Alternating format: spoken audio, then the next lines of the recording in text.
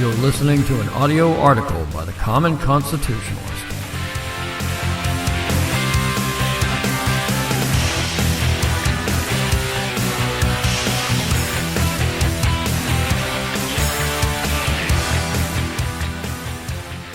Today's audio article is entitled COVID to Climate, a Seamless Transfer of Crisis.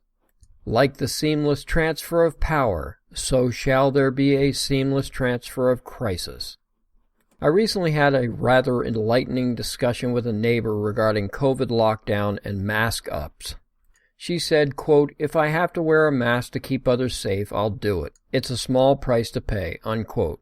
I then asked how long she would be willing to do this. Her answer, quote, "For as long as it takes. It's not a big deal," unquote. She knows I disagree. She knows I don't wear a mask, but thinks I do so out of some rebel without a cause mentality. I explain that she is looking at the issue more through a micro lens, which is fine, while I instead am just trying to see the big picture. I was then going to attempt to explain that a perceived crisis shall not curtail my natural constitutional rights, but I didn't want to venture that far into the weeds, as it were, at least not at the time.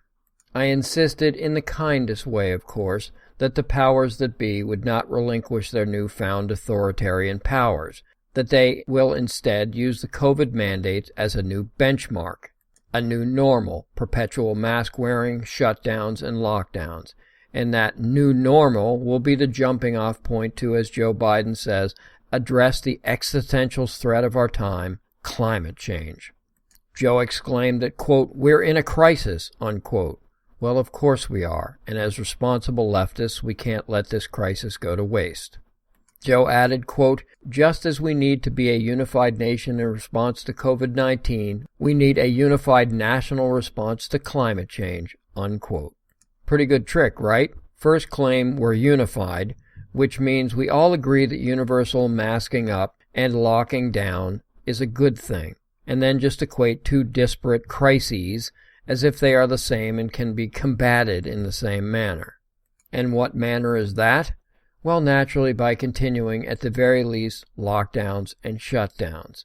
Most have already read or seen reports that these interminable job and people-killing COVID lockdowns have already had a beneficial effect on our fragile climate. Quote, "Countries that have been under stringent lockdowns to stop the spread of coronavirus have experienced an unattended benefit. The outbreak has, at least in part, contributed to a noticeable drop in pollution and greenhouse gas emissions in some countries," unquote, reports NBC News.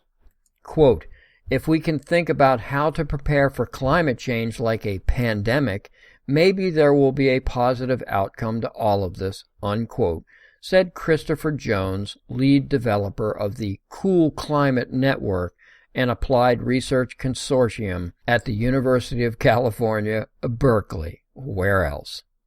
And there you have it. They've revealed their plan. This will become the new climate change model. Quote, "Just think of climate change as a pandemic," unquote, and voila, it's a pandemic. Simple. As Climate Depot's Mark Morano said on Tucker Carlson recently, quote, "They're trying to use the COVID lockdown model for a climate emergency model, and they're going to go from COVID lockdowns to climate lockdowns," unquote. Thank you for listening.